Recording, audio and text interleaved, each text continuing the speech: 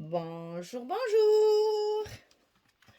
On se retrouve, voilà, pour démarrer cet album dans le cadre de la nouvelle boutique Scrap for Love. Vous savez que nous avons un petit partenariat, n'est-ce pas, qui démarre. C'est le premier album de notre partenariat avec la boutique Scrap for Love. Et je remercie au passage Audrey qui a bien voulu me faire confiance pour démarrer ce petit album Alice. Donc c'est Magic Wonderland, parce qu'ils n'ont pas le droit évidemment de l'appeler Alice. Donc Magic Wonderland, et c'est la marque Papers for You. On va travailler sur des blocs qui vont faire 23 cm sur 17. Bon, ça c'est nos pages. Donc pour faire nos blocs, il faut couper 48 cm sur 17. Et sur le côté 48, on va plier à 23 et à 46. Et nous avons nos petits 2 cm de plus pour notre languette. Et une fois collé fermé, ça nous donne ça. Ça, c'est un bloc, une enveloppe. La page 1, la page 2, c'est comme vous voulez. Sur ce bloc, on va ici en bas mettre une pochette. Alors, cette pochette, elle fait 21 cm sur 7. Et sur le côté 21, on va plier à 2 et on va plier à 19 pour obtenir nos 17 de large de notre bloc, notre page. Donc ça, c'est le bloc numéro 1 et la page numéro 1. Et on va démarrer à faire la structure de chaque page. Et ensuite, une fois que tout sera terminé, on montera nos blocs sur la couverture. Et ensuite, je travaille la déco, les petits tamponnages mots, etc., etc.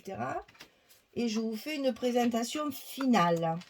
Ça, c'est pour toutes celles qui ne sont pas habituées à ma façon de travailler mes vidéos, que je vous rappelle. Alors, je fais une vidéo par page.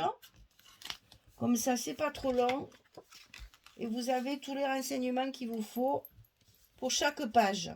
Donc ici, nous travaillons sur la page numéro 1. Je viens de placer la pochette. Maintenant, je vais faire un rabat sur la gauche de la page. Donc ce rabat, 14,5 sur 23. Et sur le côté 14,5, on plie à 12, on plie à 12,5.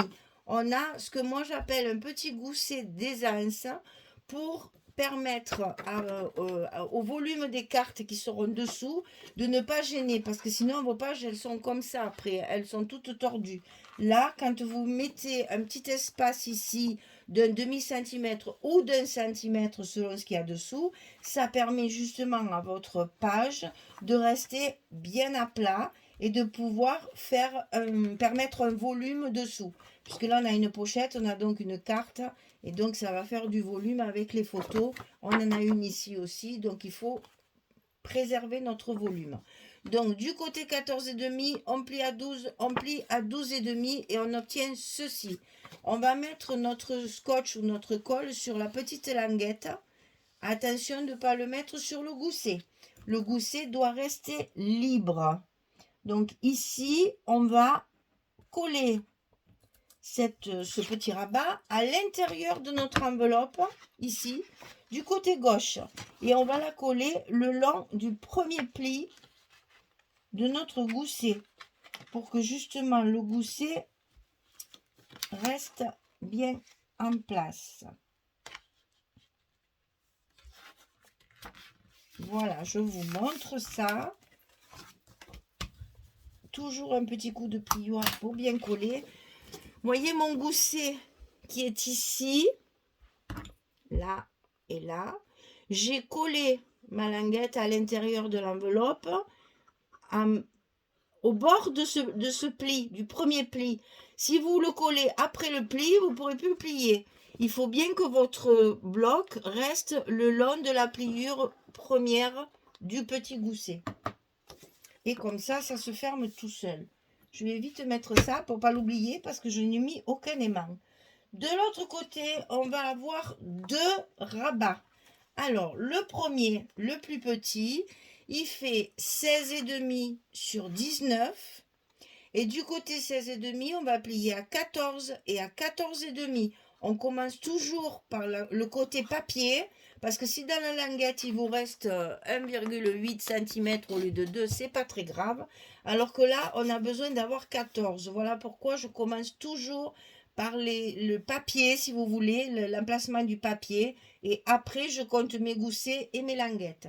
Donc, sur le côté 16,5, on plie à 14 et à 14,5. Et on a notre petit gousset, le même que de l'autre côté. Et ça, on va le coller également à l'intérieur de notre enveloppe en le centrant ici, sur la partie, sur le rabat qu'on vient de coller, vous le centrez, qui est à peu près pareil en haut et en bas. D'accord? Alors, on fait pareil, on le colle à l'intérieur de l'enveloppe, sur le côté droit, le long de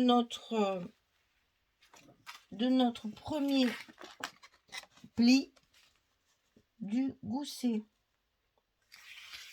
Voilà, un petit coup de plioir et ça va venir se mettre, normalement c'est dessous d'ailleurs, voilà, ça se ferme comme ceci parce qu'il va y en avoir un autre. On remet toujours un petit peu en place nos goussets puisqu'on les maltraite quand on colle, donc on remet toujours pour que ça soit bien, que ça reste bien droit, pour que ça garde le volume, hein. Voilà, donc 1 et 2, on a déjà collé 2 rabats comme ceci. On va en coller un troisième sur celui-ci, pas dans l'enveloppe, sur celui-ci, par-dessus, comme ceci. Et c'est ce qui va nous fermer notre page. Alors, 19,5 sur 19. Et sur le côté 19,5, on plie à 17, on plie à 17,5. On a de nouveau un petit gousset d'un demi-centimètre pour permettre l'épaisseur des cartes à l'intérieur. Alors, ici, on va mettre la colle ou le scotch ici sur l'extérieur et non pas à l'intérieur parce qu'on va le coller par-dessus l'autre. Il fait la même dimension que celui de dessous et on va le coller au bord de l'autre, comme ceci. Donc là, on est obligé d'écraser un petit peu le gousset pour pouvoir le coller correctement. Donc ici, on écrase, on n'hésite pas, c'est tout plié, ça va revenir. On le met bien le long du premier rabat qu'on vient juste de coller à l'instant. Voilà, et là, on va pouvoir reconstituer. On va déjà appuyer pour bien coller et on va reconstituer nos petits goussets. Donc celui du dessous et celui du dessus. Et comme ça, vous obtenez ceci. Et c'est là qu'on va mettre nos aimants de fermeture. Donc ici, on va positionner 3 aimants. Puisque la page est quand même relativement épaisse. Alors, pour coller les aimants, voilà comment je fais. Je mets donc mes aimants en place. J'ai mes ciseaux qui font aimant. Chaque fois, ils m'emportent tous les trombones. Et je colle comme ceci mes aimants pour les laisser en place. Très simple. Hein. Surtout, ce qu'il ne faut pas oublier, c'est d'appuyer avec le plioir pour que le scotch adhère bien. Ça, je vous conseille de le faire au scotch parce qu'à la colle, ça glisse. Il va falloir attendre que ça sèche, sinon ils ne seront pas en place. C'est long, c'est un kikina. Voilà. Donc, un petit bout de scotch, ça ne paye pas de mine et c'est 3 fois plus facile. Quand on a collé les 3 premiers, on va pouvoir mettre ceux de l'autre côté. Alors, je mets le scotch à l'envers. Je pose mon aimant dessus. Comme ça, je suis sûre qu'il sera bien en face. Je fais pareil sur les 2 autres. Scotch à l'envers. Aimant dessus. Scotch à l'envers. Aimant dessus. Et donc, maintenant, il ne me reste qu'à fermer. Attention de ne pas tirer sur vos goussets pour qu'ils restent bien volumineux. On met bien la page en place. On appuie sur les scotch. Et là, vos aimants sont collés. Donc ici, on fait pareil. On appuie bien pour que ça colle bien, que ça reste bien. Surtout que ça ne bouge pas. Et votre page, elle est fermée. Voilà. Donc, pour cette page, il vous faudra 2 cartes, si je me souviens bien. Non, 3. Ah, oui, que je ne me trompe pas, parce qu'après, on me dit que je ne sais pas compter, que je n'ai pas compté les bonnes choses. Alors, attention, il y a 3 cartes. Les cartes, elles font toujours 11 sur 16. C'est les emplacements photos pour les photos 10-15. Donc, quand je dis cartes, ce sont des emplacements photos. Alors, je découpe d'abord un papier, évidemment de structure, blanc, de 11 sur 16. Je le recouvre de papier et vous voyez, j'ai beaucoup utilisé la collection 15-15 pour recouvrir mes cartes photos ou avec des chutes de mon 30-30 et derrière je mets toujours mon papier plumetis où j'ai mis le petit tampon photo pour expliquer que c'est là qu'on peut coller les photos. Alors sur ces cartes, moi je fais toujours une décoration dessus, c'est-à-dire je mets une image et derrière je mets l'emplacement photo avec du papier uni. Il n'est pas interdit de mettre des photos des deux côtés. C'est juste parce qu'une fois que votre papier, que votre page est recouverte de papier, c'est plus joli à l'œil de voir, vous verrez, des images comme ça que de voir 3 grands morceaux comme ça, uniques. C'est pas très heureux. Tandis que si vous mettez les cartes assorties à votre papier, bien sûr, toujours, vous verrez, c'est nettement plus ludique, nettement plus joli. Alors, je vais recouvrir tout ça du papier fantaisie et je vous montre quand c'est terminé. Parce que là, je me dis que ouais, c'est pas la peine. Enfin, je vais vous en montrer un parce que là, par exemple, quand on a les aimants, c'est pas facile. Donc, je fais exactement pareil. Je vais lever, au lieu de lever mon papier de ce côté, puisque là, je vais être gênée par les aimants, je vais le lever de ce côté-là. Donc, je fais toujours pareil, mon petit quick là. Je positionne mon papier à sa place, tranquillement. Comme ça, il se met bien en place. On y est. Ici, je le maintiens, je lève mon scotch, je colle un côté. Et comme ça, maintenant, j'ai toute la latitude pour pouvoir décoller mes scotch tranquillement sans que ma page elle bouge déjà. Et puis, c'est plus confortable surtout pour ça. Parce que ça, là, quand vous avez collé votre page, eh bien, souvent, c'est pas facile à attraper. Tandis que là, hop, on n'a plus qu'à coller, tout est en place, plus rien à bouger. Et on n'oublie pas, quand on a collé sur nos aimants, de bien appuyer sur nos scotch où il y a les aimants, parce que ça, c'est important pour que ça adhère bien et que nos aimants ne bougent plus et soient bien toujours en face de l'autre. Et de ce côté, on va faire pareil. Donc, c'est ça. Donc là, mes aimants sont de là. Je vais lever mon scotch de ce côté. Donc, je lève un petit bout. Je mets ma page en place. Mais mon papier fantaisie en place. Je décolle mon côté et je n'ai plus qu'à tranquillement ôter toutes mes protections sans avoir peur que ma page elle bouge, elle reste bien en place. Et là, j'oublie pas bien sûr d'enlever les protections de mes aimants pour que mes aimants adhèrent également au papier fantaisie. Et j'oublie pas de passer toujours mon plioir pour bien appuyer sur mes angles et mes bords. Et voilà. Donc je finalise tout ça et puis je reviens vers vous pour vous montrer pour les cartes comment je fais pour les mettre sur le papier. Enfin, je vous explique ça après. Pour l'instant, je monte tout et je reviens vers vous quand c'est fini. À tout de suite. Voilà, j'ai terminé. Donc, je vous explique. Donc, pour mes cartes photos, j'ai utilisé au maximum les papiers 15-15. Comme ça, je peux. Alors, déjà, j'ai toute ma longueur, hein, puisque là j'ai 15. Et évidemment, comme mon papier fait 16, il va falloir rajouter un petit bout. Mais dans la partie ici, puisque là je n'ai que 11, j'ai toujours une petite bande ici qui va tomber. Ce qui fait que je peux avoir mon raccord pour en bas assorti à la carte. Ce qui fait que voilà, à chaque fois vous avez l'assortiment du papier et ça fait très joli. Et de l'autre côté, j'ai mes cartes comme ça en uni. Donc celle-ci, c'est pour mettre à cette place-là. Celle-ci, c'est pour mettre dans la pochette.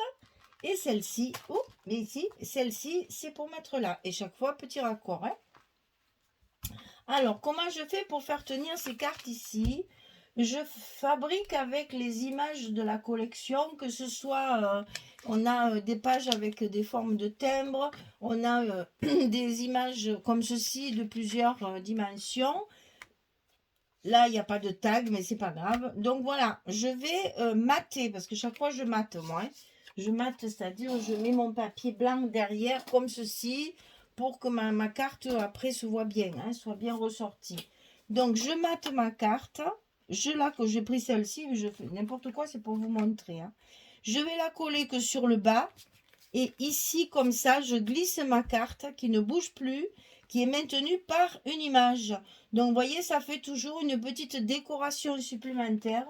Et on arrive comme ça à rajouter des espaces photos sans être obligé de mettre du papier uni comme ça en plein milieu de la page. C'est pas très heureux. Vous voyez, si je faisais ça, ça a quand même ce qu'on appelle une autre gueule. Hein? C'est pas très joli. Tandis que si vous assortissez les papiers, bien entendu, vous voyez là c'est pareil, j'ai assorti pour que ce soit plus joli. Et ici, dans les mêmes tons que ça, que les écritures, j'assortis chaque fois le plus possible pour que ce soit plus joli. Et donc là, au lieu d'avoir ceci, vous avez quand même, surtout les papiers de la collection sont très jolis en verso. Il y a de très belles images, mais les versos sont très jolis. Et comme j'avais deux collections, inutile de vous dire que je me suis régalée d'utiliser tous les fonds qu'il y avait sur le papier. Donc ici, évidemment, toujours une unité de couleur.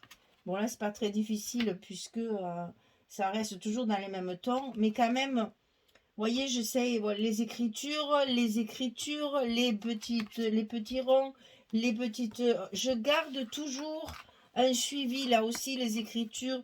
J'essaye toujours d'avoir une unité dans la décoration des papiers pour pas surcharger. Là, ça va, le papier est pas très chargé, mais quand on a un papier très chargé, il faut faire attention à ça.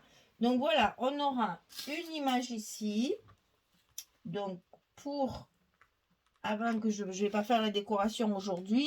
Je fais la décoration, moi quand tout est fini, je fais la déco et les petits mots, les petits tampons mots, je fais tout à la fin. Donc ici, je ferme d'abord la droite, ensuite la gauche. Là, je me retrouve avec notre jolie reine parce que la reine, dans l'histoire, elle n'est pas très aimable. Hein, elle fait que crier, elle est méchante. Là, elle a un visage qui est très agréable.